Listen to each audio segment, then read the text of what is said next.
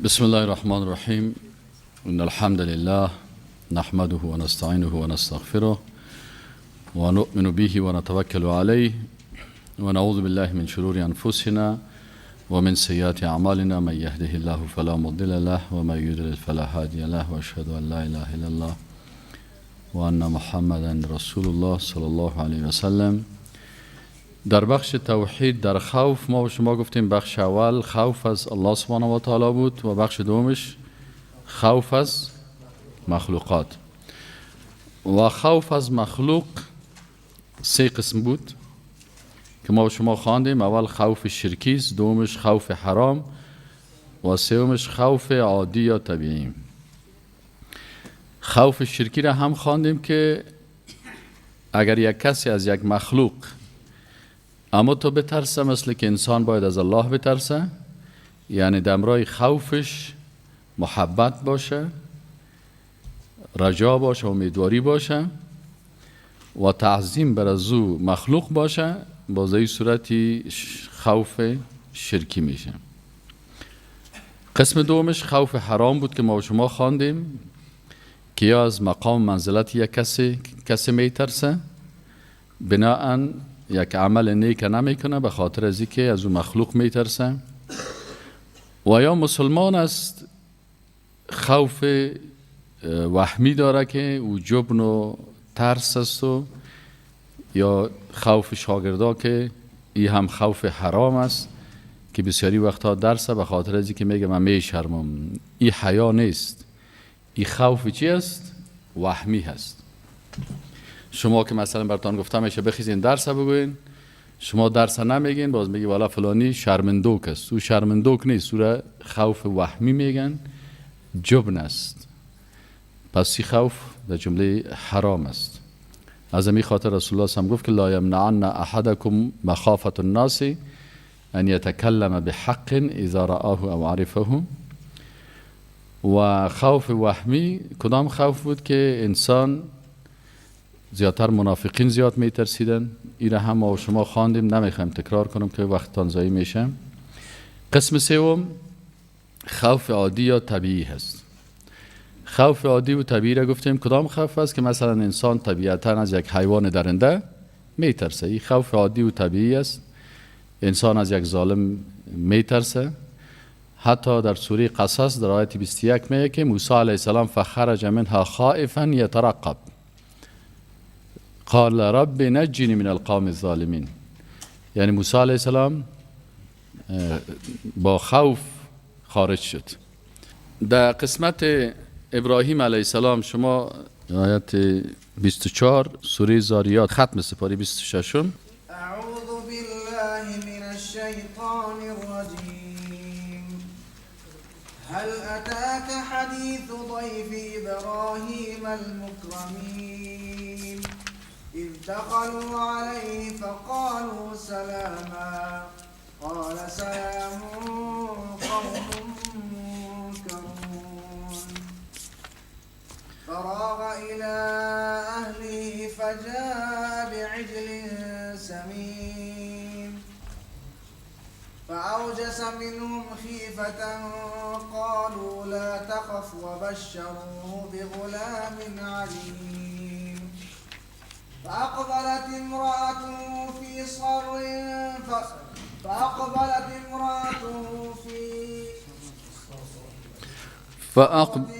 فصكت وجهها وقالت عجوز عقيم قالوا كذلك قال ربك إنه هو الحكيم العليم. در اینجا شما سوال کنین که ابراهیم علیه السلام بیان میکنه که ابراهیم علیه السلام هم خوف طبیعی داشت، یعنی پیغمبرها هم چی داشتن؟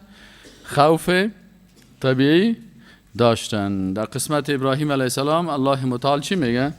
الله متعال میگه که هل اتاک حدیث ضیف ابراهیم المکرمین، آیا بر تو این خبر ضیف میمانهای ابراهیم علیه السلام میگه، خبر مهمانای ابراهیم علیه السلام بر شما آمده رسول الله صلی الله علیه و سلم؟ مکرمین صفت همی ضیف است، یعنی ضیوف مهمان ها، یعنی مهمان های بسیار با عزت. اذ دخلوا علیه فقالوا سلاما. یک تعداد از میهمان آمدن پیش ابراهیم علیه السلام، یک تعداد جوانای بسیار خوشقواره و چهره‌های زیبا داشتن. اینا آمدن پیش ابراهیم علیه السلام سلام دادن. ابراهیم علیه السلام هم جواب سلامشان داد، قال گفت سلامی، هم برشان سلام داد و علیکم السلام و رحمت الله و برکاته. قوم منکرون، برشان گفت که شما مردمای هستین که منکر یا ناشناخته هستین، شما را من نشناختم. به هر صورت ولو که اینا را نمیشناختم، فراغ الی اهله، رفت پیش اهلش رفت و فجاء بعجل سمین، بازی آمد. اینجا آمد اصلا جاء که است فعل لازمی هست به معنای آمد است، لکن وقتی که به اینجا آمده بازی متعدی گفته میشه. این باز ترجمه نکنین که آمد، بلکه چی میشه ترجمه؟ آورد. توسط به ای از آمد به چی تبدیل شد؟ به آورد. فجاء بعجل سمین، پس آورد ابراهیم علیه السلام چی را آورد برشان؟ یک گوساله خوب سمین چاق و فربه. یعنی ای است که پیغمبرا، نبیین، صدیقین، شهدا و صالحین عادت دارن که مهمان خدا احترام میکنن و غذای خوب برشان میارن. آلیگان کسی هست نه که خانهش بیری خودش پلاو میخوره، باز خدا نشان میده که من دوست الله هستم، باز بر تو یک ذره دال میاره. سعی کو از ابراهیم علیه السلام غیرت یاد بگی. فجاء بعجل، گوساله را آورد. ابراهیم علیه السلام گوساله را آورد، لکن گوسالهش هم چی بود؟ الله میگه خوب چاق بود، تو گوساله خشری نبود که، یعنی هم قوت مهمانداری و ایمان پیغمبران نشان میده. خب ابراهیم علیه السلام فقربوه الیهم، اینا چون ای جوانایی که آمده بودن یا در حقیقت انسان نبودن یا ملائکه بودن. چند نفر ملائکه آمدن پیش ابراهیم علیه السلام، لکن ملائکه به شکل انسان ها. حال اینچه ابراهیم علیه السلام علم غیب داشت یا نداشت؟ بعضی کسا میگه پیغمبرها علم غیب داره. اگر کس میگه علم غیب داره، پس ابراهیم علیه السلام باید میفهمید که یا ملائکه هستن انسان ها نیستن. باز اگر ابراهیم علیه السلام میفهمید که یا ملائکه هستن انسان نیستن، پس خیلی گوساله رو چرا ذبح میکرد؟ عجل سمین میآورد و کباب میکرد یا غذا پخته میکرد میآورد برشان. پس از این درس عقیده میگیریم که ابراهیم علیه السلام علم غیب نداشت و تا وقتی که اونا برش خبر ندادن نمیفهمید. فجاء بعجل سمین، ابراهیم علیه السلام گوساله خوب چاق آورد، فقربه الیهم، بر از اینا پیش کرد. دید که اینا هیچ کس نمیخوره. قال، گفت که الا تاکلون، چرا نمیخورین؟ دو منطقه اگر کسی را نان برش می آوردی، باز پیشریش نان می آوردی میماندی و نان نمیخورد، به این معنا که او اعلان دشمنی میکرد. ابراهیم علیه السلام گفت او البته یا کتما کدام دشمنی دارن که نان نمیخورن. فاوجس منهم خیفه، ابراهیم علیه السلام از اینا چی کرد؟ ترسید. این کدام ترس است؟ ترس طبیعی. ترس طبیعی که است، ترس جایز است. انسان از دشمن خود، انسان از ظالم، انسان از قاتل، انسان از اختطافچی، انسان از گرگ، انسان از پلنگ، از شیر، از حیوان درنده میترسه. فاوجس منهم خیفه، قالوا، اینا برشان گفتن که لا تخف، نترس. چرا؟ گفت ما خو فرستاده های الله هستیم، ملائکه هستیم، ما خو مثل شما انسان ها و نفس نداریم که غذا بخوریم. ابراهیم علیه السلام فهمید و بشروه بغلام علیم. خیلی پیش ما چی میکنین که آمدین؟ گفت پیش شما آمدیم که بشارت بتیمید به یک فرزند بسیار با علم. چرا ابراهیم علیه السلام دوش سفید شده بود؟ علاقمند از این اولاد داشته باشم. فاقبلت امرأته فی سرة، میگه پیش آمد خانم از او در با سر چی را میگه؟ تعجب میگه، با یک آواز با تعجب. فسکت وجهها، امیزنای پیچ سفید و کلانسال وقتی که بسیار تعجب بکنن، باز که سیلی در روی خود میزنن تا واه این قسم کرد. فسکت وجهها، خانم ابراهیم علیه السلام در روی خود که سیلی کشیدن. و قالت، گفت عجوز عقیم، ما یک خانم کهنسال نازا هست، ما که جوان بودم اولاد نمی آوردم، آل اولاد میر. واه فهمیدی یا نه؟ فاقبلت امرأته فی سره، در حالت تعجب، فسکت، زد وجهها، روی خود را، و قالت، و گفت عجوز عقیم. عجوز چی نمیگه؟ یعنی خانم بسیار کهنسال، پخته سال، که دیگه از او توقع طفل آوردن نیست. گفت که من خال خودم اول خال پیر شدیم، در جوانی های خود من عقیم بودم، طفل ناورده بودم. قالوا كذلك قال ربك. این فرمان الله هست. شما پیغمبرا، خانمای پیغمبرا، اولیاء الله کلتان در عالم اسباب زندگی میکنین، لکن قدرت الله که است مافوق اسباب است. متوجه شدین؟ این مافوق اسباب است. الله متعال اگه خواسته باشه برای خانم کهنسال پیر چی میته؟ اولاد برش میته. اگر نخواست برای یک جوانی که خوب همون تو تکواندو باز است و قوی هست، اولاد مولاد نداره، او به قدرت الله تعلق میگیره. قالوا كذلك قال ربك انه هو الحکیم العلیم. الله ذات با حکمت است و ذات بسیار علیم است، دانا است. ابراهیم علیه السلام علی پرسانشان میگن قال فما خطبكم ایها المرسلون. خی شما اصل هدفتون چی هست ای فرستاده های الله؟ شما اصل هدفتون کجاست که به این شکل آمدین و این قدر تعدادتان است؟ قالوا انا ارسلنا الى قوم مجرمین. اونا گفتن ما را الله متعال فرستاده به یک قوم مجرم. یک قوم مجرم هستن، قوم همجنسگراها هستن.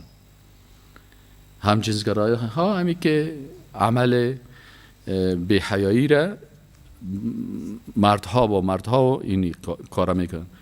لنرسل علیهم حجارة من طین. یا مجرم هستن پیش الله، تا بفرستیم بالای از اینا حجارة سنگ را من طین. امی قسم که طیرن ابابیل در جان از اونا آمد، این امی قسم سنگ های که از گل هست، بم هایی که در کارخانه خالق متعال خلق شده.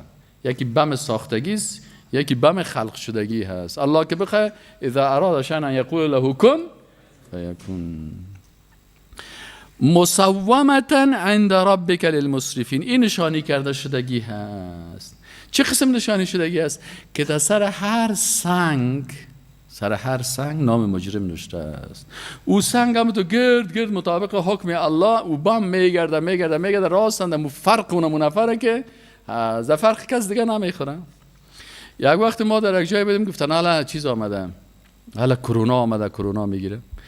خب کتمه چند نفر دوستای ما در اتاق بودن، گفتن کرونا آمده. این دکتر آمد گفت که کرونا آمده دیگه کسی را ما پیش دکتر نمیبریم بغیر کسی که تکلیف قلبی داشته باشه و دیگه چطور است چنان. خالی کل می چند نفر 10 نفر کتمه در اتاق است، رنگایشان سفید پرید که کرونا است و بسیار خطرناک است. آخر ما برش گفتم برادر عزیز، این کرونا دو حالت داره. یا این کرونا ویروس که است این از جانب الله هست. اگر این کرونا ویروسی هست که از جانب الله هست، الله متعال به خاطر ازی که ظلم زیاد شده و دهشت و وحشت زیاد شده، جنایت زیاد شده، قتل زیاد شده، انسان کشی زیاد شده، بمباردمان زیاد است، مسلمان انسان ها زیاد کشته میشن. پس اگر این عذاب الله باشه که انسان ها را بزنن، در هر ویروس نام هر کس نوشته شدگی است. این آیت قرآن برشان ترجمه کردم، گفتم مسومتا عند ربک للمسرفین. این تیار نشانی کرده شدگی است به نزد پروردگار تو. برای کی؟ برای مسرفین، برای کسایی که تجاوز از حدود الله را میکنه. اگر الله بخواد که توسط کرونا از بین ببره، گفتم نفرای خاص میره و میزنه و هلاکش میکنه. ما و شما را هیچ غرض نداره. ما و شما مظلوم مردم هستیم، در اتاق زندان افتادیم. اگر این ویروس خود از خارجی ها ساخته باشن، مثل که ویروس برای کامپیوتر میسازن که باز آنتی ویروسش فروخته شده، بازو را هم برای ما و شما اصل شرایی نمیکنه، با پیسه دارا روی میکنه که از او پیسه بگیره. شرکت های امریکایی میخواه مثلا 10 میلیارد دلار پیدا کنه شرکت دواسازیش، یک مرض روان میکنن، باز واکسینش هم میسازن. اینا لو واکسین کسایی هستن که یک واکسین کرونا را 1 لک دلار میخره. یک وقت خود کرونا در افغانستان اصلیش بیایه که واکسینش داره در بشه. گفتم هیچ نترسین، ما و شما هیچ در قصهش نباشن. احتیاط میکنیم، نمیم که احتیاط نمیکنیم، وقایع نمیکنیم. در عالم اسباب انسان باید وسایل خدا بگیره. خب باید به این عقیده باشه که همون کرونا هم که از بدون حکم الله به کس انتقال نمیکنه. عمل که یک نفر کرونا باشه، حکم الله نباشه که بیای مرا بگیره، گرفتن نمیتونه. اما اگه حکم الله شد که استاد دایی به کرونا مبتلا شوه، ولو که مریض اون دو سر کوم باشه اومده اینجا باشه، ما ویروس کم تو شو اسمی به حکم الله اون فرقت میخوره میگیرید.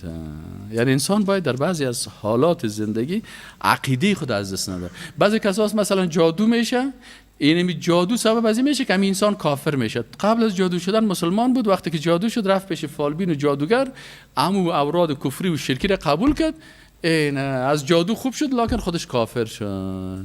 بعضی کسا را جن میگیره، جن میگه کمک آزارش میده، وقتی که آزار داد بازی را میگه برو پیش فلانی قبر برو، با فلانی قبر بز ببر ذبح کو، گوسفند ببر ذبح کو. یعنی این نظر شرکی کرد، این که مشرک شد و جن پس الهش میده، جندش خوب شد لکن کفرش ماند. یعنی انسان باید کوشش کنه در حالات سختی ها و مریضی ها خود به کفر مبتلا نکنه، در چوکات شریعت اسلامی چی کنه؟ تداوی بکنه، مثلا کار بکنه.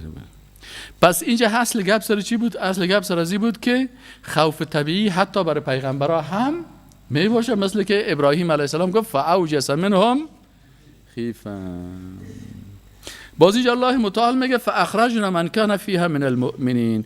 الله متعال میگه باز ما خارج کردیم از این قریه من کان فیها من المؤمنین، باز ما عذاب خدا الله میگه سر مؤمنان نازل نمیکنیم. مؤمنان نازل چی کرد؟ خارج کردیم. فما وجدنا فیها غیر بیت من المسلمین. در بین از این در این بسته قریه، در این بسته منطقه و در این بسته ولایت، یک ولایت کلان است، یک خانواده مسلمان است، یک خانواده مسلمان است. سبحان الله چقدر سختی است. و ترکنا فیها آیه، و الله متعال میگه گذاشتیم در اینجا چی؟ یک نشانی قدرت خدا، یک دلیل از عذاب الهی بر ظالمان. ایره یک دلیل ساختیم للذین یخافون العذاب العلیم، برای کسانی که از عذاب الله میترسن. این نشانه هست که احتیاط کنین که در کدام مرض در کدام مشکل مبتلا نشین. خب این ترس کدام ترس بود از ابراهیم علیه السلام؟ ترس طبیعی. بخش سوم خوف از وقوع یک حادثه هست. این حال بسیاری اوقات انسان از یک حادثه چی میشه؟ میترسه. بعضی اوقات امی حوادث این خوف برای کی میباشه؟ برای مؤمنا میباشه. بخش سوم مثل خوف و ترس یعقوب علیه السلام. ما شما در اول هم گفتیم که یعقوب علیه السلام از چی ترسید؟ در سوره یوسف علیه السلام آیت 13 قال اینی لا یحزننی ان تذهبوا به و اخاف ان یاکله الذئب. یعقوب علیه السلام ترسید که برای بچه‌ام کدام حادثه نشه. و حادثه چی بود؟ که ایره گرگ نخورم. موسی علیه السلام از حادثه تکذیب شدن ترسید. قال رب اینی اخاف ان یکذبون. گفت تو نشه که مرا تکذیب بکن. سوره شعراء آیت 12. خوف از عذاب الهی در دنیا و آخرت. ولا تفسدوا في الارض بعد اصلاحها وادعوه خوفا وطمعا ان رحمت الله قریب من المحسنین. خب حالا اینجا گفته چی میگه؟ امام طبری میگه ولا تفسدوا به معنای لا تشرکوا، میگه به الله شرک نبیارین، ولا تعصوه نافرمانیش نکنین، وادعوه خوفا و طمعا، یعنی الله را با خوف با ترس و طمع، یعنی در قلبتان باید چی باشه؟ ام خوف باشه ام رجا باشه. امی آیت قریسه بخوانین، آیت 56 سوره الاعراف. ولا تفسدوا في الأرض بعد إصلاحها وادعوه خوفا وطمعا إن رحمة الله قريب من المحسنين. اینال اینجا الله متعال میگه ولا تفسدوا في الأرض بعد إصلاحها. وقتی که در زمین اصلاح آمد پس زمین فاسد نکنین. فساد چی است؟ امام طبری رحمت الله علیه میگه که ولا تشرکوا بالله فی الارض. بزرگترین فساد در زمین شرک است. شرک در ذات الله نکنین، شرک در صفات الله نکنین، شرک در افعال الله نکنین، شرک در عبادت الله نکنین، شرک در اطاعت و حاکمیت الله نکنین و شرک در نامهای الله نکنین.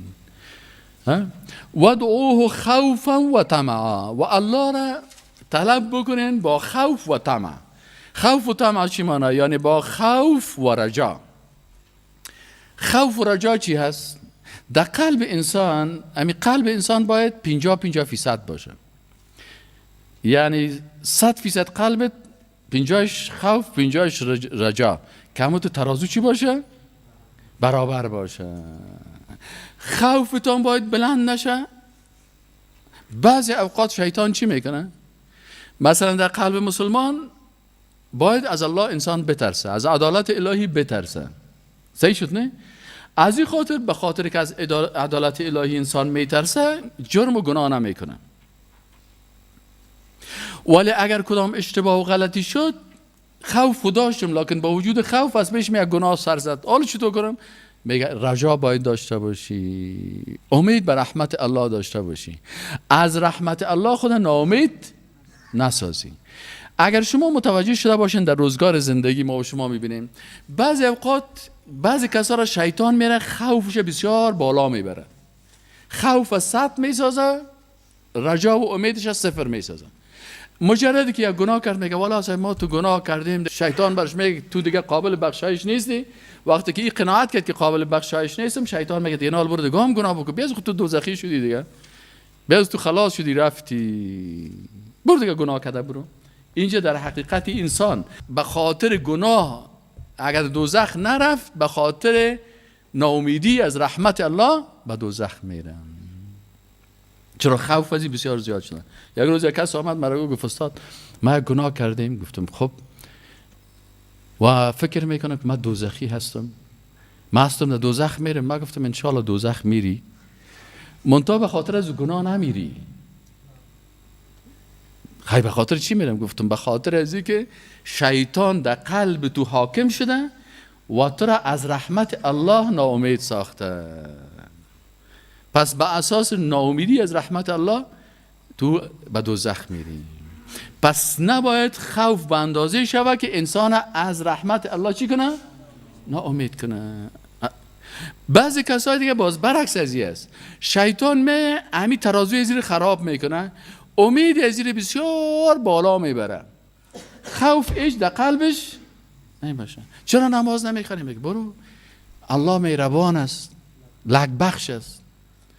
الله درست است که یک لکه میبخشه، خب باز در وقت عدالت یکی را حساب میکنه. باز بسیاری کسا را شیطان در قلبش داخل شده، سر قلبش حاکمیت پیدا کرده و این چی شده؟ آلگی قلب خدا به شیطان تسلیم کرده. شیطان چی میکنه؟ برش میگه که هیچ خوف نداشته باش، رجایش چی شده؟ 100 شده و خوفش 0 شده. پس ما باید به خاطر ازی که متوازن باشیم، قلب خدا جور کنیم، باید چی باشیم؟ در حد وسطیت، 50 در 50، هم خوف داشته باشیم و هم رجا داشته باشیم، از عدالت الهی بترسیم و به رحمت الله همیشه چی باشیم؟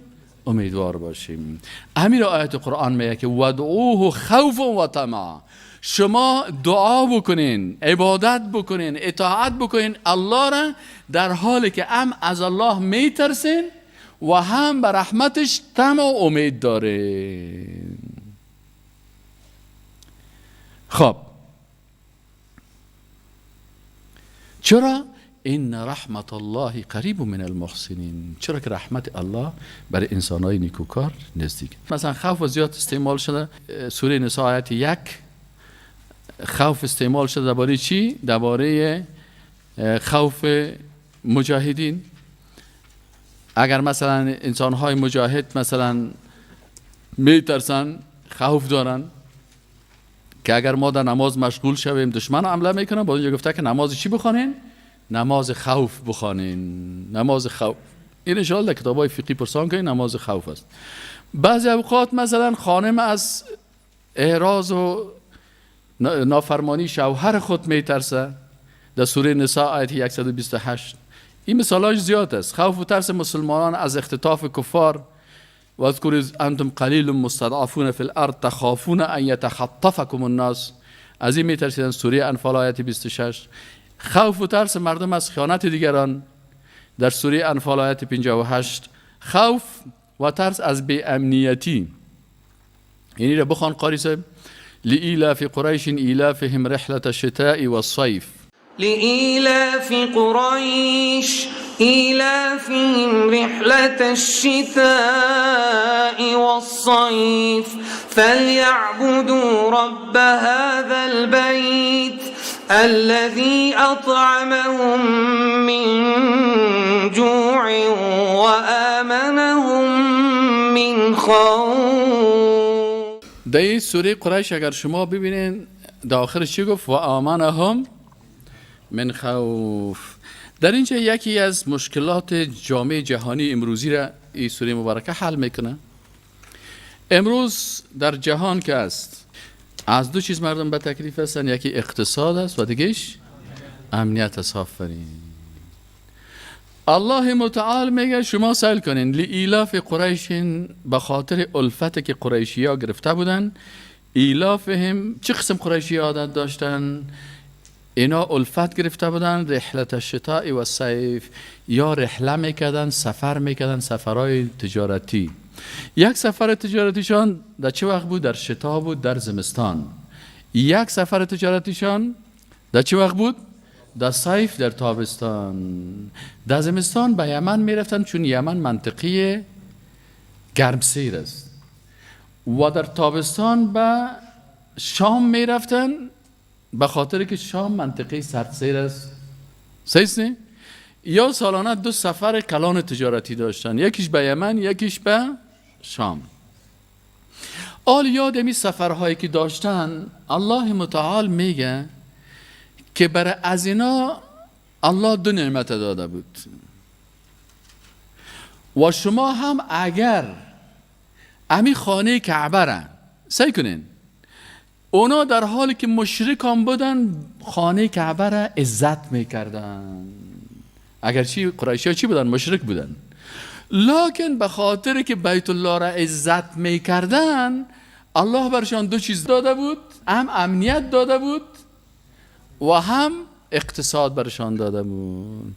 الله متعال میگه که شما که مسلمان هستین اگر امی حرمات الله را احترام بکنین، عقیدتان قوی بسازین، بر از اون مشرک که الله متعال او تو چیز داد صرف به خاطر از اینکه به خانه کعبه با چی داشتن؟ صادقانه احترام داشتن. او تو صادقانه احترام داشتن که حتی وقتی که خانه کعبه را جور میکردن باز بین خود میگفتن که او مردم وقتی که ما دیوالای کعبه را جور میکنیم از پیسه حرامتان نبیارین.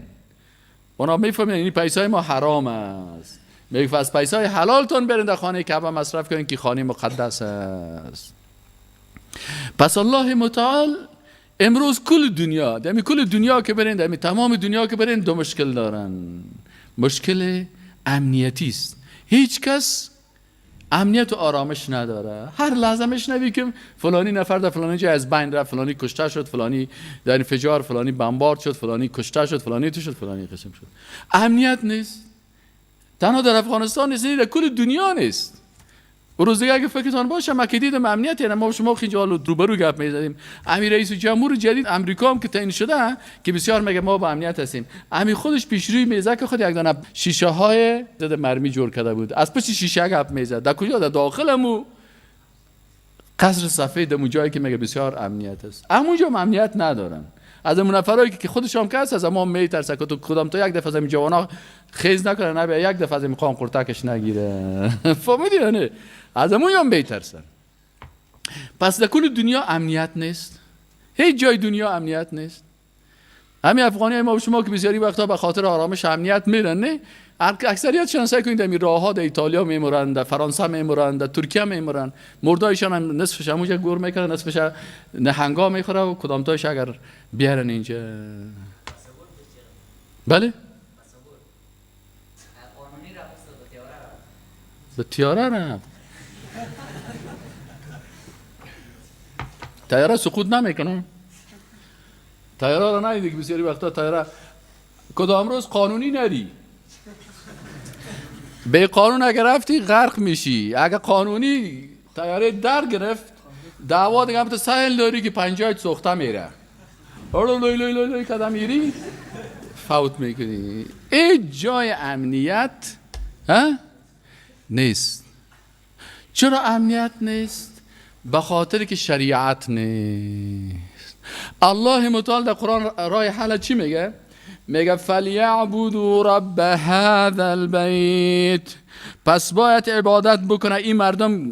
کی عبادت بکنه؟ رب هذا البیت، رب اینمی خانه را، اینمی بیت الله شریف رب ازیر شما عبادت بکنن، اینا بکنن. الله میگه برشان چی میته؟ دو چیز برشان میته. حال مردم چرا خارج میره و فرار میکنه و قانونی و غیر قانونی به خارج میره؟ پشت اقتصاد میره. اما تو که قانونی هم میری اونجا نه؟ پشت چی میری؟ پشت اقتصاد میری. او که به قانون هم میره یا از اقتصاد است یا از امنیت است. الله متعال میگه فلیعبدوا رب هذا البیت، شما عبادت بکنین حقیقتا به شکل درست رب از این خانه را، الذی او ذاتی که اطعمهم من جوع و امنهم من خوف.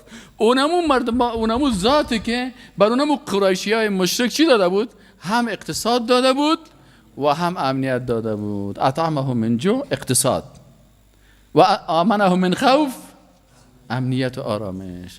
مردم مکه که هر طرف سفر میکرد کل مردم میفتن اوه یا را غرض نگیرین که یا مردم های بسیار خوب هستن یا خدمتگارای بیت الله هستن. هر طرف بیغم رفته میرفتن. و آمنهم من خوف اقتصاد خود میرفتن دو مملکت تجارت میکن، دو مملکت تجارت میکن، پس میمدن مالشان هم در امان بود. و روزی که اینمی ها به ضد دین الله خیستن، وقتی که رسول الله صلی الله علیه و سلم آمد، همین قریشی ها خیستن در مقابل از چی کردن؟ استاد شدن. الله دور از پیشان گرفت. الله متعال از پیشان اردو را گرفت. رسول الله صلی الله علیه و سلم گفت او مردم بیاین من براتون یک کلمه را میگم که اگر بخوانین شما رهبر که تمام دنیا میشین. شما خوشحال هستین یک قریه در یک ولایت شما رهبریت دنیا را براتون میتم. اونها گفتن چی است؟ گفت بگوین لا اله الا الله. اگر کسی لا اله الا الله بگویه که یا الله بغیر از ذات تو کسی را عبادت نمیکنم، بغیر از شریعت تو قانون کسی را اطاعت نمیکنم، الله متعال اگر کسی دمی گپ خود صادق باشه، الله متعال بر از این سیاست جهانی را نصیب میکنه. معاویه رضی الله عنه بیرقش در کجا بود؟ عمر رضی الله عنه، عثمان رضی الله عنه.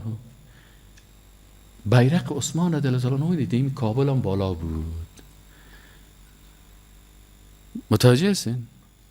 این تا منطقه سینکیانگ چین اونا در مدینه بودن، حکمشان که حکم الله را تطبیق میکردن، تا سنگال در چین، تا سنگال در افریقا و تا پاریس در اروپا مسلمان ها رسیدن. در خلافت اموی ها مسلمان ها حین در چند کیلومتری پاریس رسیده بودن. قاره افریقا مکمل فتح شده بود، قاره آسیا بسیاریش فتح شده بود، او طرف ها رسیدن. لکن مشکلات پس چی پیدا شد؟ وقتی که مسلمان ها در بین خود تعصبات شروع کردن، قوم پرستی شروع کردن، زبان پرستی شروع کردن، مذهب پرستی شروع کردن، اختلافات بسیار کوچکی که او نباید عزت یک مسلمان به عزت مسلمان بسازید، او اختلافات کوچک خیستن او رو بسیار کلان میسازن و بسیار چیز صفای خود تک تک میسازن، قلبای خود از یکی دیگر دور میسازن، اخوت اسلامی را از بین میبرن، کرامت انسانی را از بین میبرن. به این خاطر الله متعال حتی در زمین خودشان، در خانه خودشان این قدرت نداره، در خانه خودشان قدرت نداره. الله متعال میگه الذی اطعمهم من جوع و آمنهم من خوف. حتی این خوف که از برای غیر مسلمان ها هم است. برای کی؟ برای غیر مسلمان است. شیطان هم از الله میترسه. شیطان از الله میترسه، از ملائکه الله میترسه. سعی کنین شما سوره انفال آیت 48 ببینین. وَإِذْ زَيَّنَ لَهُمُ الشَّيْطَانُ أَعْمَالَهُمْ وَقَالَ لَا غَالِبَ لَكُمُ الْيَوْمَ مِنَ النَّاسِ وَإِنِّي جَارٌ لَكُمْ فَلَمَّا تَرَاءَتِ الْفِئَتَانِ نَكَصَ عَلَى عَقِبَيْهِ وَقَالَ إِنِّي بَرِيءٌ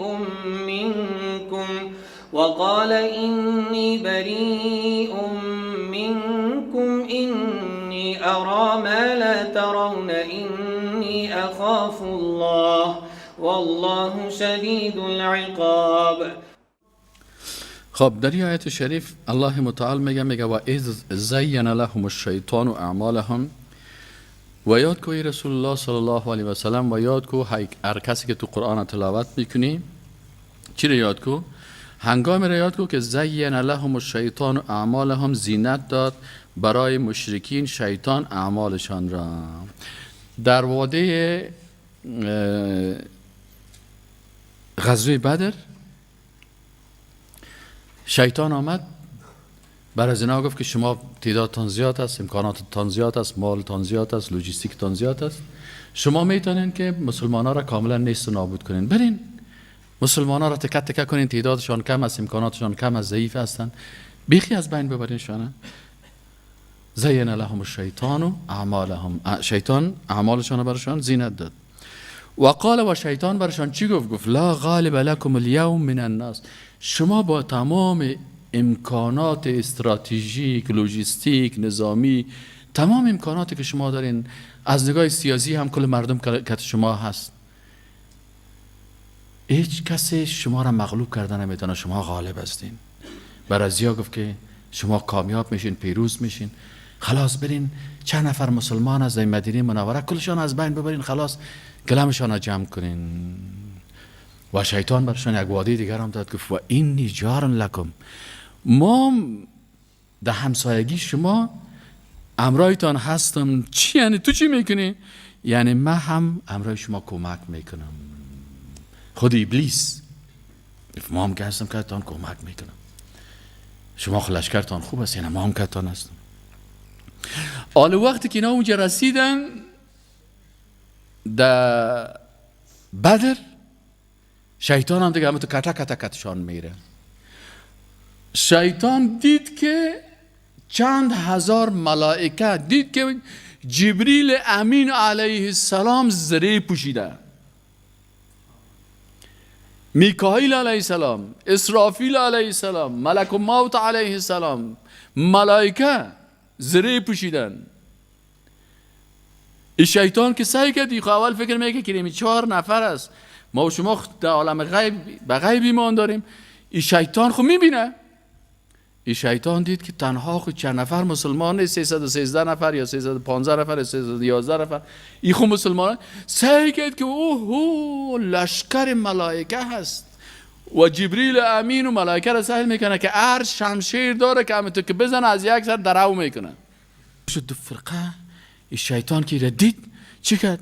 نکسه علی عقبه، پشت خدا کشیده دیگه. یگانه یکی که تو پت که میگروزنی و تو روی چی طرف هست دیگه، هم تو آستا دیگه، هم تو طرف پشت سر چی کده میره؟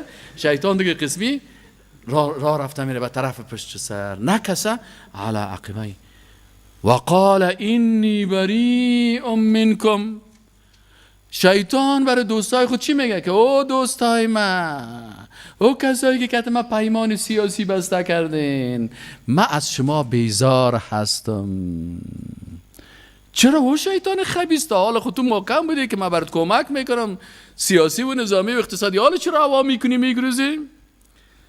شیطان برشان گفت که اینی ارا ما لا ترون، من چیزی را میبینم که شما این سلاح کوچک میبینین، شما این صحابه خرد میبینین، ما کسایی را چیزایی میبینم، ملائکه را میبینم که هر کدام از این ملائکه هست که دست خدا کمی خسم کنن زیر کو قیلش کنن فرقتان بزنن تکت تکیتان میگیرن.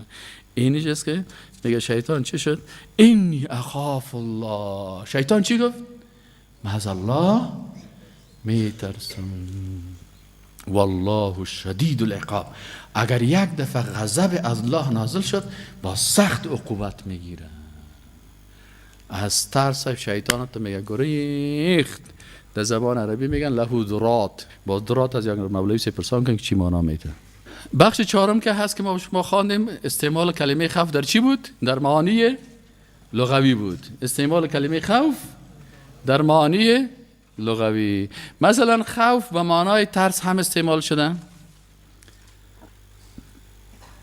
مثل که نوح علیه السلام بر قوم خود گفت که اینی اخاف علیکم. اینجا به معنای چی است؟ ترس است. دیگه خوف به معنای لغوی به معنای قتل و شکست هم استعمال شده. مثلا میگه ولنبلونکم بشیء من الخوف والجوع ونقص من الاموال والانفس والثمرات الله متعال میگه من شما رو امتحان میکنم به شیء، به چیزی من الخوفی، از ترس. ترس چی؟ ترس قتل، ترس شکست.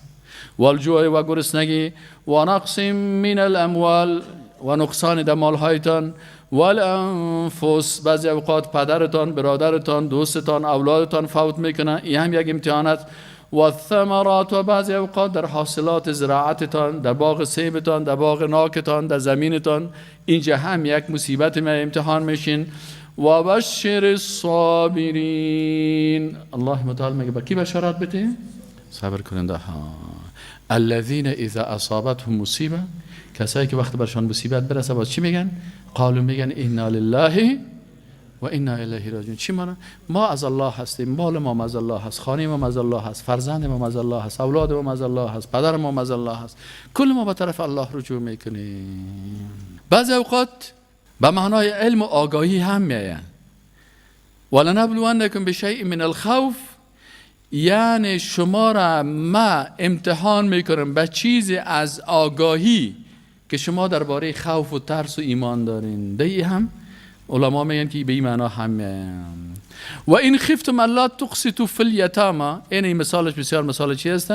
میگه و این خفتم الا تقسطوا فی الیتاما، اگر شما ترسیدین که شما عدالت، یعنی شما اوت علم داشتین، اینجا به معنای چی است؟ علم داشتین که و علمتان سبب خوف شد که شما در بین یتیما عدالت کرده نمیتونین. این استعمالات لغوی هست که آمده هست. به معنای جنگ آمده، فاذا جاء الخوف رأیتهم ينظرون الیک، اینجا به معنای جنگ و قتال هم آمده. به معنای نقصان آمده، او یاخذهم علی تخوف، به معنای نقصان هم آمده. بخش پنجمیش هم میخوانیم، این معنای لغویش بود. بخش پنجمیش چی بود که دیروز من زیاد کردم موره؟ آفرین، اطمینان الهی بود. در چی؟ برای مؤمنایی که دارای صفات خاص باشن. الله متعال میگه که مسلمان ها در دنیا خوف می داشته باشن، خوف قلبی دارن، خوف عبادت دارن، لکن از عدالت الهی می ترسن، از عذاب الهی می ترسن. لکن الله متعال برای بنده های مخلص خود اطمینان میده. در چی اطمینان میده؟ مثلا اطمینان اولش است که در سوره بقره آیت 38، قل اهبطوا منها جميعا فإما يأتينكم مني هدى فمن تبع هداي فلا خوف عليهم ولا هم يحزنون. این در قصه آدم علیه السلام است. قصه آدم علیه السلام است که الله متعال در آیات قبلی گفتن که و اذ قلنا للملائکة اسجدوا لآدم فسجدوا الا ابلیس ابى واستكبر وكان من الكافرین. باز در اینجا الله متعال میگه قل نهبطوا منها جميعا، گفتیم کل شما پایین برین. فاما یأتینکم منی هدی، الله متعال میگه هر وقتی برای شما از ما هدایتی بیاید، مثل که هدایت الله در کتاب الله هست و سنت رسول الله صلی الله علیه و سلم است.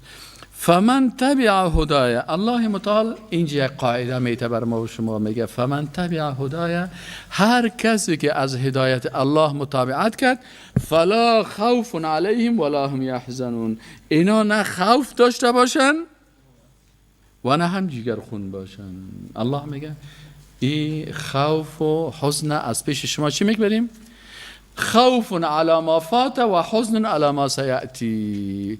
اینجا یک جمله هست. این آیت قرآن علما میگن که این علم روانشناسی قرآن است، سایکولوژی، علم سایکولوژی و روانشناسی. الله متعال میگه که همین مردمی که از مشکل اقتصاد، مشکل سیاست، مشکل خانوادگی، جنجالا و از کل چیزا میترسن، الله متعال میگه که هر کسی که از هدایت من متابعت کرد، برای چی میکنیم؟ الله متعال میگه همین دو چیزا، همین دو مرض از وجود ازی گم میکنیم، خوف و حزن.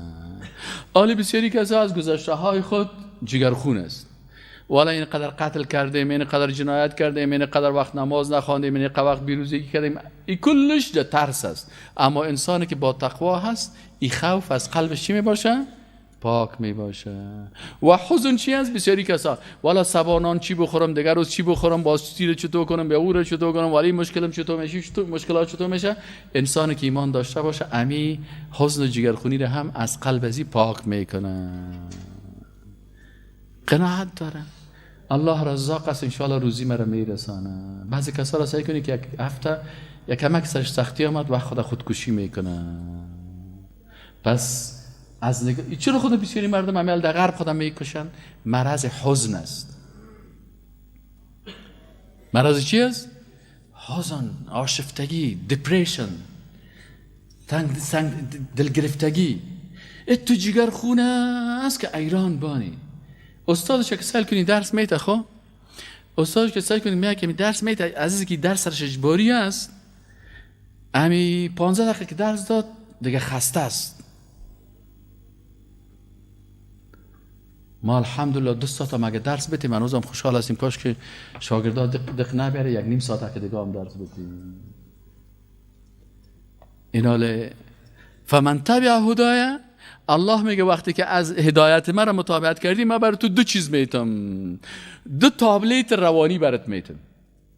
یکی او ترسی که دیگرها داره ایر از قلب تو دور میکنم، یکی او حزنی که دیگرها داره از قلب تو را پاک میکنم. بغیر از الله از هیچ کس نمیترسی و آینده تا هم به الله میگذاری. در زندگی تو هم که تصمیم میگیری چی میکنی؟ نماز استخاره میخونی.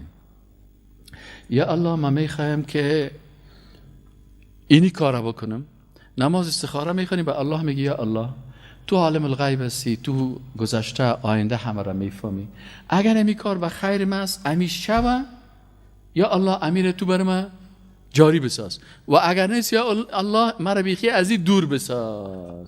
این حال وقتی که امی کار به الله گذاشتی، اگر شد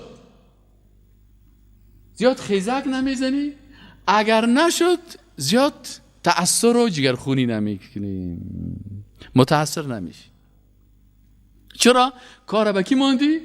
بله. فمن تبع هدایا فلا خوف علیهم ولا هم یحزنون. امروز یک کسی از یک جای مده بود برای من اینقدر تابلت، میگم این چی است؟ میگه صاحبی دوای خواب است. دوست الله دوای خواب چی کنم؟ در اروپا میگه، در اروپا امریکی سخت‌ترین مرض اینمی است مردم خواب نداره. ما گفتم بیادر ما که تابلت خواب ما 33 بار سبحان الله، 33 بار الحمدلله، 34 بار الله اکبر، هنوز 33 دفعه نگفتیم و خرفش خواب آورده. بخیر تو آمدی اینال اینمی بیخوی و جگر خونی و حسرت و اینمی دشمنی و بدبینی یا کلش که امراض روانی هست انسان دیوانه میسازه، اینمی با چی از بین میبره؟ با 2 تابلت الهی، با یک تابلتی که 2 نتیجه داره. تابلت چی است؟ مطابقت از هدایت الله. فهمیدین یعنی؟ شفا برای چی است؟ برای 2 مرض است. فلا خوف علیهم ولا هم والذین کفروا وکذبوا بآیاتنا اولئک اصحاب النار. حالا کی بترسه؟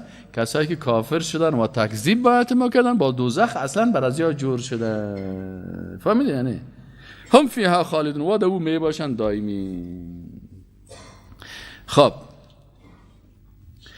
دیگه آیت قرآن است، سوره بقره آیت 62.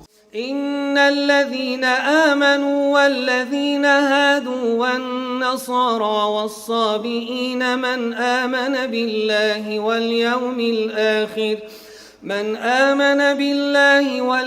الآخر وعمل صالحا فلهم أجرهم عند ربهم ولا خوف عليهم ولا هم يحزنون. الله متعال میگه این الذین، یقینا کسانی که آمنو ایمان آوردن، والذین و کسایی که برگشت کردن از کفر، هادو یعنی یهودی ها را چرا یهودی میگفتن هادو؟ به خاطر که اینا از کفر پس به کدام طرف آمدن؟ به طرف ایمان آوردن، گوساله پرستی را ترک کردن، به توحید آمدن. و نصارا و او نصرانی هایی که تسلیس ترک کنن و به توحید رجوع بکنن. و صابئین و کسایی که آتش پرست ها بودن، اینا هم دین آتش پرستی را ترک کنن، به طرف حق رجوع بکنن. من کسانی از اینا، از این گروه ها، کسایی که ایمان بیاره به الله حقیقتا، به الله، وقتی که انسان به الله حقیقتا ایمان آورد، به تمام احکام الله ایمان میاره یا نمیاره؟ ما و شما چرا به عیسی علیه السلام ایمان داریم؟ عیسی علیه السلام خب پیغمبر ما نبود؟ عیسی علیه السلام خب الله روان کرده بود به بنی اسرائیل. موسی علیه السلام پیغمبر ما نبود؟ او را الله روان کرده بود به بنی اسرائیل. ما برای چرا ایمان داریم؟ به خاطر که الله متعال میگه که کل آمن بالله و ملائکته و کتبه و رسله. وقتی که پیغمبر بود ما به او ایمان داریم. ما به موسی علیه السلام ایمان داریم من حیث یک پیغمبر معصوم. به عیسی علیه السلام نه. این حال اگر هر کسی به الله ایمان داشته باشه، خواه یهودی بوده باشه، خواه نصرانی بوده باشه، خواه آتش پرست بوده باشه، لکن ایمان حقیقی به الله داشت، او تو ایمانه که او آمنت بالله و ملائکته و کتبه و رسوله و الیوم الاخر و القدر خیره و شری من الله تعالی و البعث بعد الموت، کل زیر ایمان داشته باشه و همچنان به روز آخرت هم ایمان داشته باشه و عمل صالحا، باز اعمال صالحه بکنه. این سه صفت که داشت چی میشه؟ فلهم اجرهم عند ربهم. یعنی ای که تو قبلا یهودی بودی یا نصرانی بودی یا آتش پرست بودی یا قومت چی بود یا شجریت چی هست یا نسبت چی هست، الله میگه این مهم نیست، مهمی است که تو به الله و روز آخرت ایمان داری یا نداری و ایمانت ایمان واقعی هست یا نیست. فلهم اجرهم عند ربهم ولا خوف علیهم ولا هم یحزنون.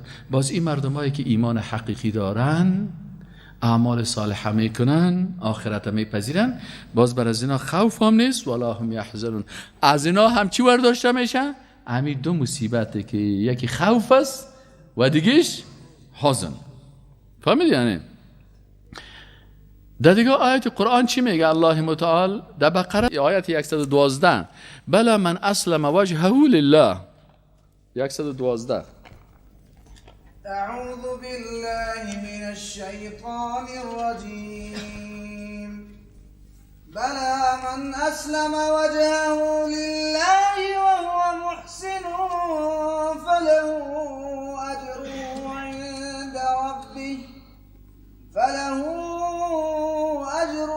عند ربه ولا خوف عليهم ولا هم يحزنون. اینجا من دو چیز آمد بله الله متعال میگه بله من اسلم. بله اینجا چی ما میگه؟ او قسمی که شما فکر میکنین او قسمی نیست، بلکه حق چی است؟ من اسلم، هر کسی که مسلمان شد. مسلمان کی هست؟ یا الله میگه مسلمان کسی است که اسلم وجهه لله. اینجا یعنی تمام اعضای بدن خود به الله چی کنه؟ تسلیم کنه. چه قسم تمام اعضای بدن به الله تسلیم کنه؟ یعنی چشمشام مطابق قرآن عمل بکنه، گوششام مطابق قرآن عمل بکنه، زبانشام مطابق قرآن و سنت عمل بکنه، دستشام مطابق قرآن و سنت عمل بکنه. اینی نه اسلام حقیقی و تسلیمی حقیقی به الله میگه. اینجا وجه گفته، میگه وجه که از بسیاری وقتا در زبان عربی وقتی که میگه فلانی وجهش خوش میایه، اطلاق جز میشه اراده کل، یعنی تمام اعضای بدن خدا که شریفترین جای از او رویش است، کل زیر باید به کی تسلیم کنه؟ به الله تسلیم کنه. و هو محسن، در حالی که نیکوکار هم باشه. له اجره عند ربه، باز اجرش پیش کی است؟ پیش ربش. باز داخلش چی میگه؟ ولا خوف علیهم. این دو مرض از پیش الله پاک میکنه. فلا خوف علیهم. خب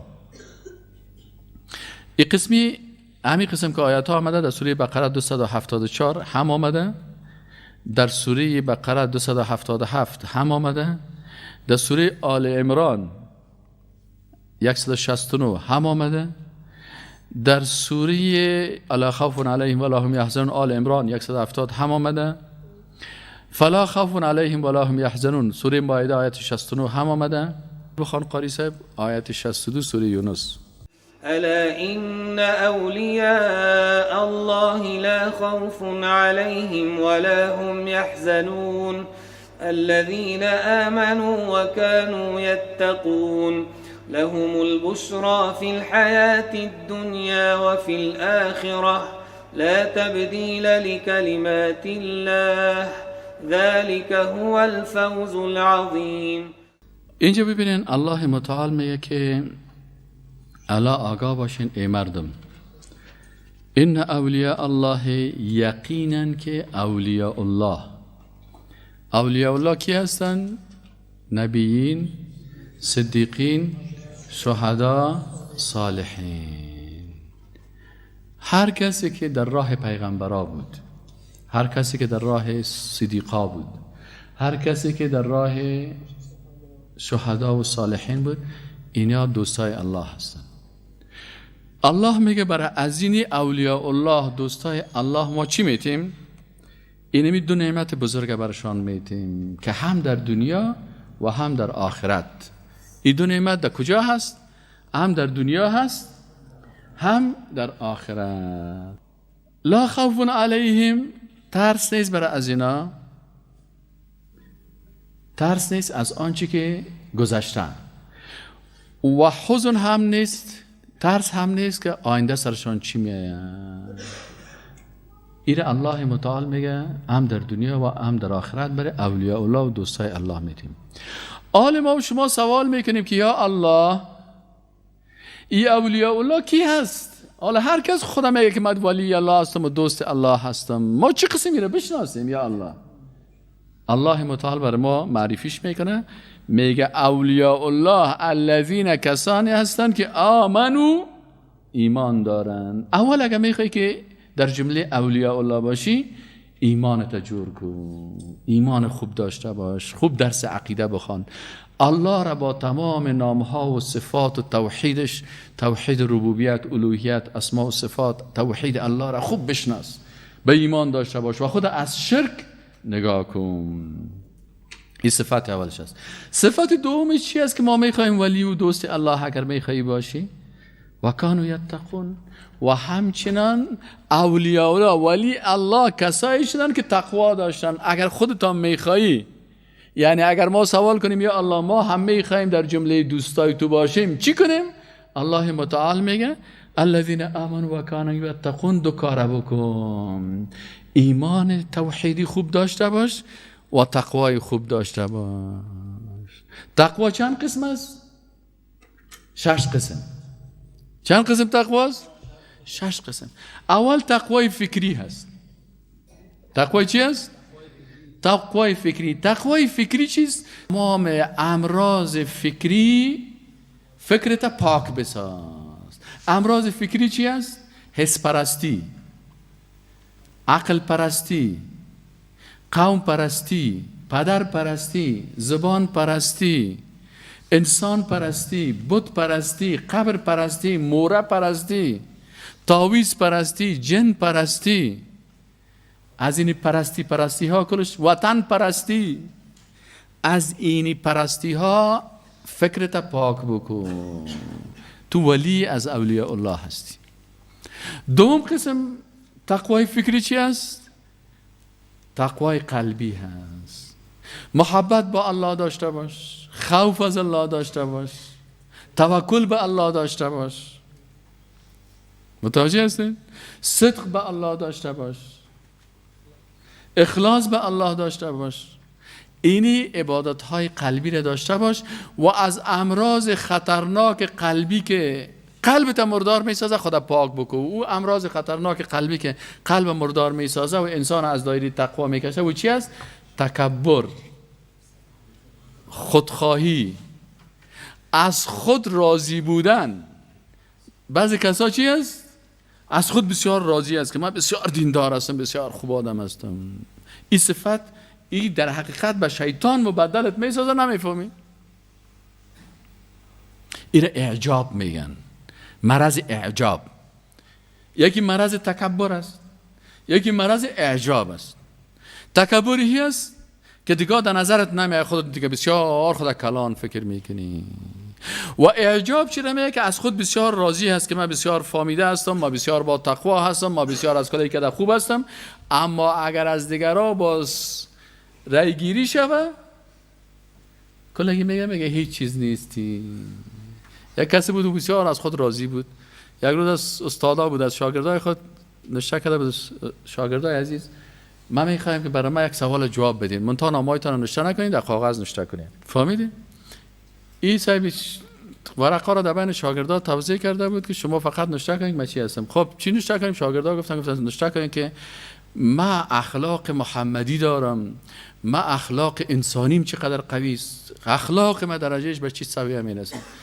خب یک روز من فکرم نبود قسمت همی ورقای زیر یک ورقش خواندم که سهل میکنم که یک شاگرد نشته کرده که استاد تو هیچ آدم نیستی. بعضی کسا بسیار اعجاب، این یک مرض خطرناک است که خودت پیش خود فکر میکنی که ملائکه هستم، مردم بگه که تو هیچ آدم نیستی.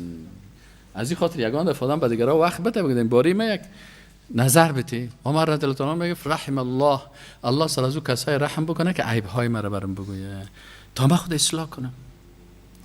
عمر ابن خطاب شخصیت سعی کن، تواضع را سعی کن. تواضع کند هوشمند گزین، نهد شاخ پر میوه سر بر زمین. درخت که میوهش زیاد به سرش خم می باشه. او یگان درختایی که سرش هم تو بالا هست و چنار از هیچ میوه نداره. انسان هم همی قسم است. انسان هم شخصیت و ارزشش اونمو چی هست؟ در تواضعش هست.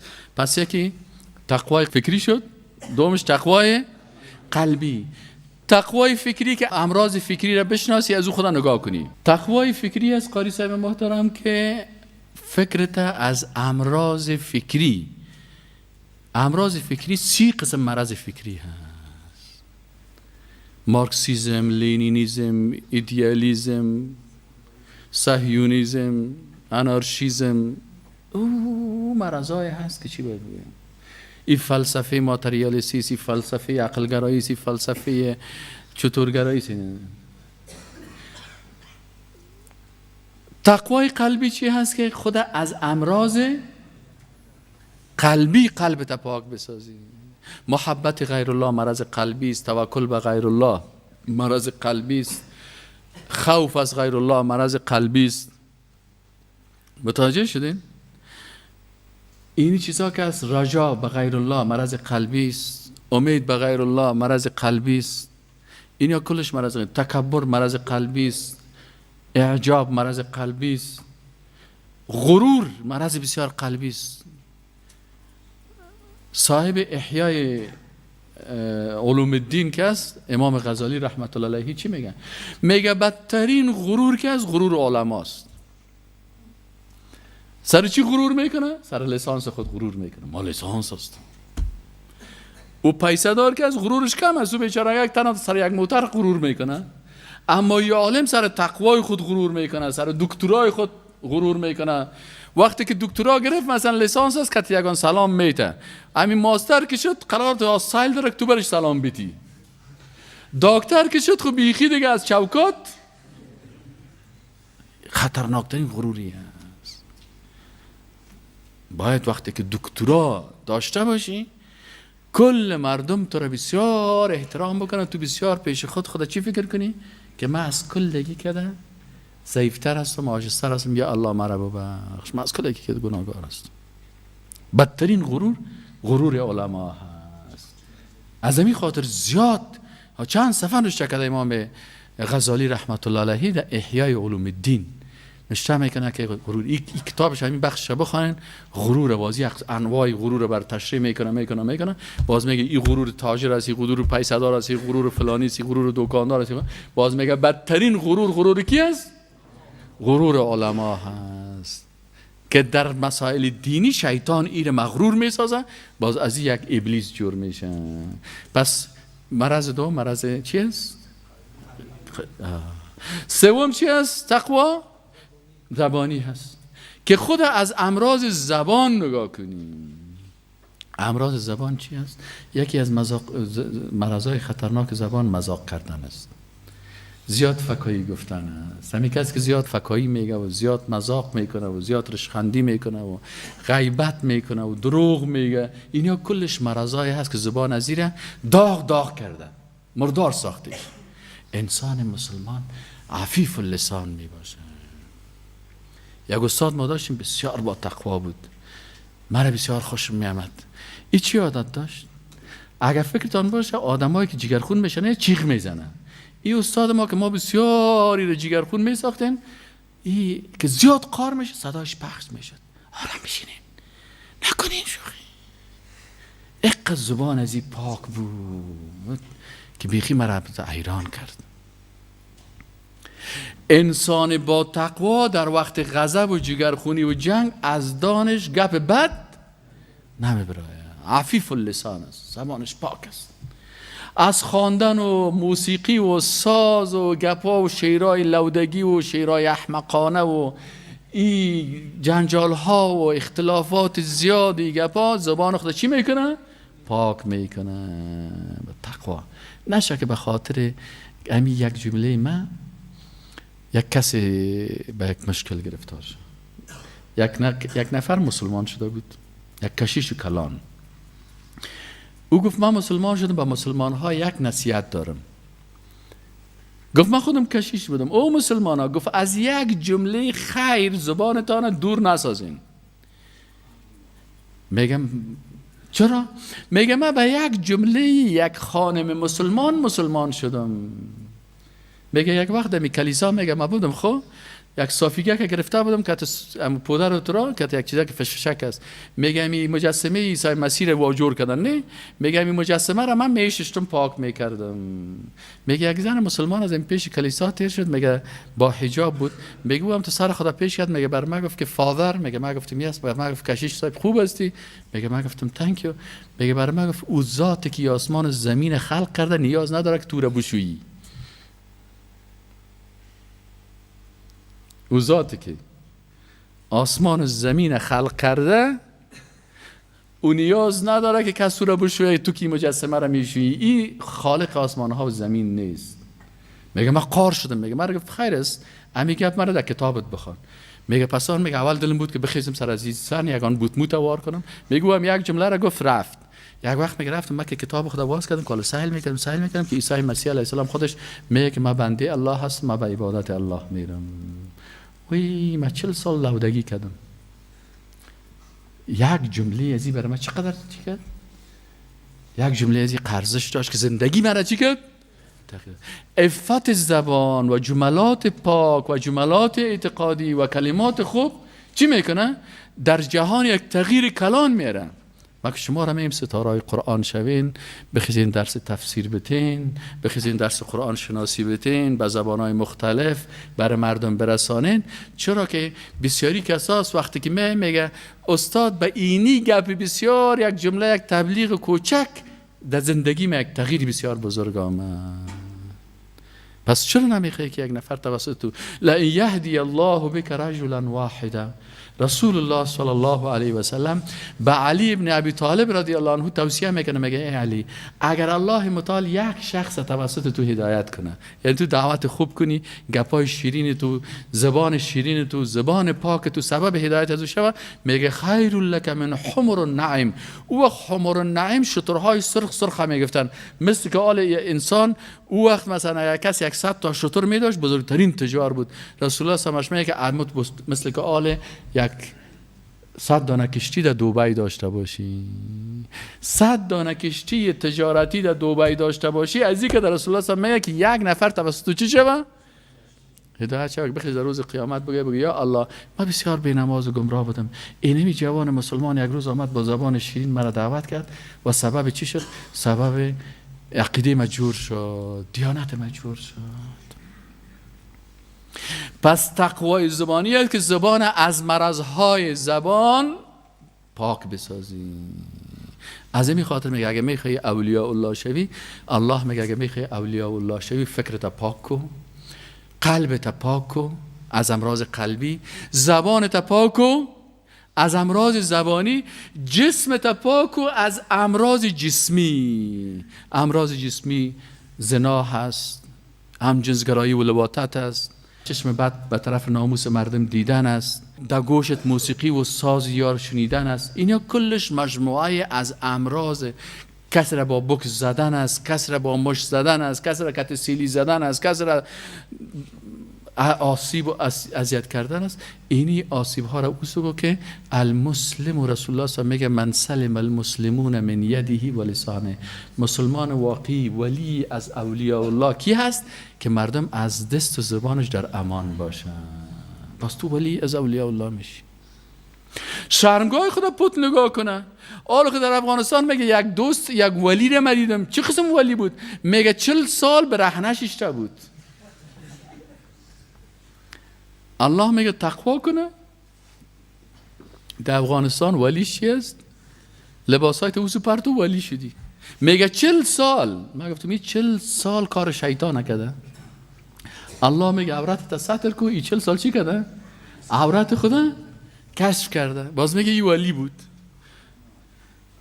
الله میگه و کانوا یتقون. تقوا داشتن. تقوای فکری، قلبی، زبانی، بدنی. تقوای مالی. تقوای مالی چی است؟ که 1 روپیه تا در راه غلط مصرف نکن. اینمی 1 روپیه که اگه نسوار 1 روپیه باشه، سیگرت 1 روپیه هم باشه، کشیدی نسوار و سیگرت، بی تقواستی. از ولایت الله برآمدی، از دوستی الله برآمدی. 1 روپیه تا که در راهی که الله اجازه نداده مصرف کنی، تو دیگه تقوایت ختم شد. این تقوای مالی میگه. تقوای مالی چی هست؟ که 1 روپیه تا مصرف میکنی، دمو 1 روپیه فکر کنی که امیر الله راضی هست یا نیست. فمن یعمل مثقال ذره خیر. مثقال ذره 1 افغانی چند است؟ 1 افغانی چند پول است؟ اون 1 پول الله که حساب میکنه. تو 100 پول مصرف کردی. 100 پول 1 روپیه را نسوار خریدی. 1 روپیه را. 1 افغانی رو سیگرت خریدی. یعنی 100 پول، 100 مثقال ذره را در غیر الله مصرف کردی. الله میگه فمن یعمل مثقال ذره شر یره.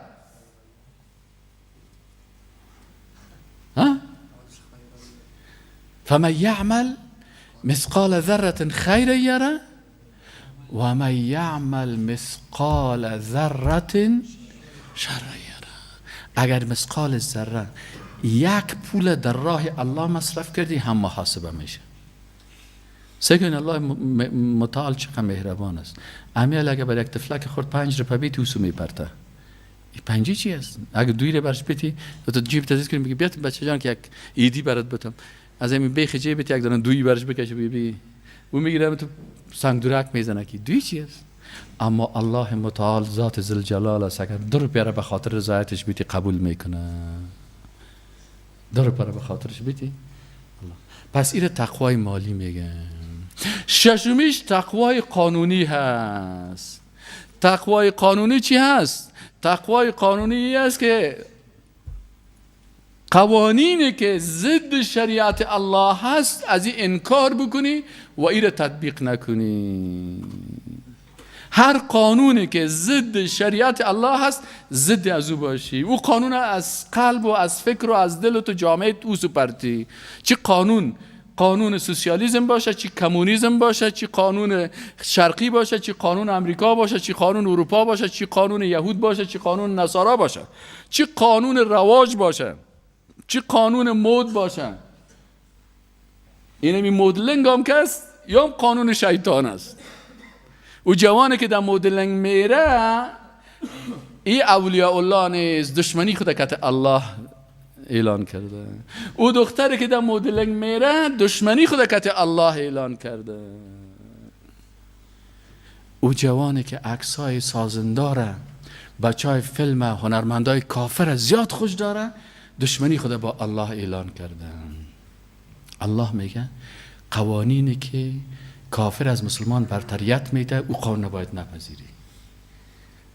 چی قانون قومی باشه، چی قانون پشتو باشه، چی قانون تاجیک باشه، پشتویزم، تاجیکیزم، ازبکیزم، اینمی قانونا که از کلش قانونایی هست که ضد شریعت الله هست. در شریعت الله پشتون و تاجیک و عرب و عجم فرق نداره. ان اکرمکم عند الله اتقاکم. پس الله متعال میگه الا آگاه باشین ان اولیاء الله لا خوف علیهم ولا هم یحزنون. الا آگاه باشین ای بنده های من، این یقین داشته باشین که گپ یقینی همی است که اولیاء الله، دوستای حقیقی الله، لا خوف علیهم ولا هم یحزنون، برای از اینا خوف نیست که از آینده از گذشته خود خوف داشته باشند، ولا هم یحزنون و برشان برای آینده هم جگرخوری نیست، هیچ اندوه و ترس در قلب از اینا نمی باشد. دوش الله متعال میگه من پاک میگردانم الذین، یا الله کی هستن این مردمایی که این قسم صفت دارن، دوستای تو هستن. الله متعال میگه الذین، کسانی هستن که آمنوا ایمان دارن و کانوا یتقون و بر از اینا با تقوا هستند. همین 6 چیز اینا تقوا دارن. یا الله برشان چی میتی؟ سوال. یا الله بر از این بندهای با تقوایی که همین 6 چیز خود حفظ بکنن. بسیار جوانای هستن که میخواین در همین 6 چیز با تقوا باشن. یا الله چی برشان میتی؟ الله متعال میگه برشان بگو لهم البشرا فی الحیات الدنیا والآخره، برشان دو نیکبختی را میتم، دو سعادت میتم. چند سعادت؟ دو سعادت الله میگه برتان میده. او دو سعادت چی است؟ لهم البشرا فی الحیات الدنیا، یک سعادت برشان اینا را نیکبخت میسازم در زندگی دنیا. سعادت بزرگ است. زندگی دنیا اعصابش آرام است، با خالق خود هست، زبانش پاک است، دستش پاک است، از الله راضی است، از رسولش راضی است، لذت ایمان و عقیده و دینداری را ذاق طعم الایمان، ای لذت ایمان ای میچشن. دیگه چی برشان میتی؟ الله میگه لهم البشرا فی الحیات الدنیا و فی الاخره، همچنان سعادت آخرت برش میتم. سعادت آخرت چی است یا الله؟ از عذاب قبر نجات پیدا میکنه. دیگرها در قبرغایشان تکت تکه میشه، این قرار آرام است. قبر برش مثل یک هتل لوکس واره میباشد، تخت، وسایل، راحت. عذاب آخرت روز قیامت است. روز قیامت است که مردم وقتی که از قبرها میخیزن، فی یوم کان مقداره 50,000 سنه. روز آخرت چقدر وقت است؟ 50,000 سال است. چند هزار سال؟ 50,000 سنه. این خو یک روز است. یا الله میگه 50,000 سنه مما تعودونی، به حساب شما پیش الله یک روز است. اما اگر به حساب دنیا حسابش بکنیم، ما و شما که میگیم به حساب ما و شما چی است؟ 50,000 سنه. یک روزش 50,000 سال است. بله، در این روز میگه بر از اینا بشارت است، بر از این جوانا بشارت بده. چی بشارت بده؟ می الله برشان بگو که 7 طایفه مردم هستن که الله متعال زیر سایه عرش خود بر از اینا جای میده. دیگه در چقوریا افتادن، دیگه در مشکلات هستن، دیگه در جنجالا هستن. الله متعال بر از اینا در زیر سایه عرش یک چوکی را مانده، قرار آرام شیشته خوردنی. چی است؟ فاما من ثقلت موازینه فهو فی عیشة راضیه. در زندگی چی میباشه؟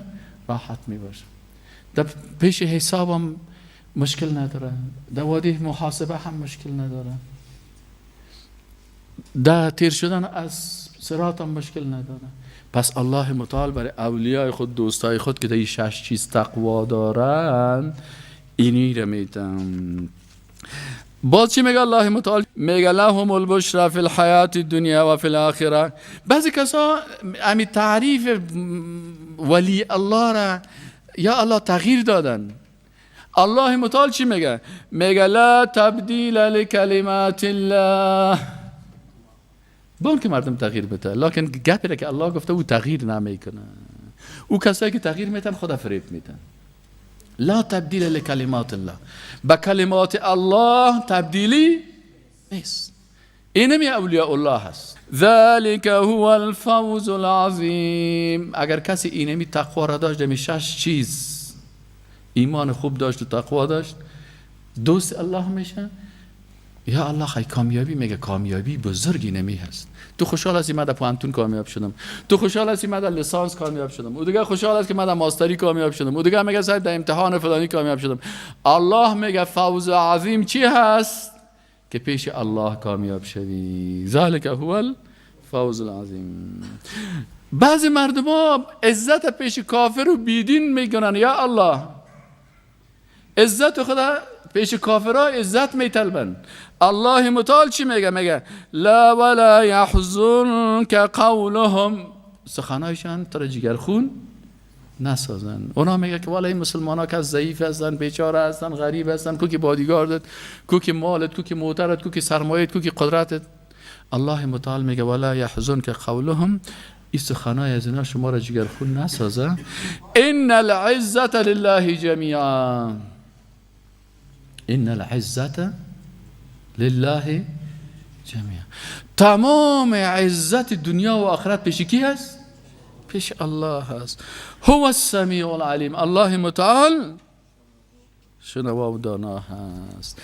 خب این بخیر در موضوع چیز ما و شما این بخیر خلاص شد. حال آخرین نقطه‌ای که در بحث خوف باید بخوانیم، فواید خوف چی هست؟ تیسیز میگم. اول کسی که از الله خوف حقیقی داشته باشه فوز به جنت است، نجات از دوزخ. دوم، از فضای اکبر، از مشکلات خطرناک روز قیامت نجات پیدا میکنه. خوف از الله دلیل کمال ایمان است. خوف از الله چهارمش سبب محبت الله میشه و سبب طاعت الله میشه. ششم، سبب سعادت دنیا و آخرت میشه. ششم، خوف حقیقی از الله دلیل است به صفا و پاکی قلب و طهارت و پاکی نفس. هفتم، سبب هدایت قلب میشه. هشتم، انسان از معصیت ها و گناه ها دور میکنه. نهم، عمل انسان خاص برای الله میگردانه. برای مسلمان ایجاد شفقت میکنه و انسان به اخلاق نیکو و دوری از کبر و خودخواهی و عجب میکشانه. الله متعال همه ما و شما را توفیق بده که از الله حقیقتا بترسیم. السلام علیکم و رحمت الله.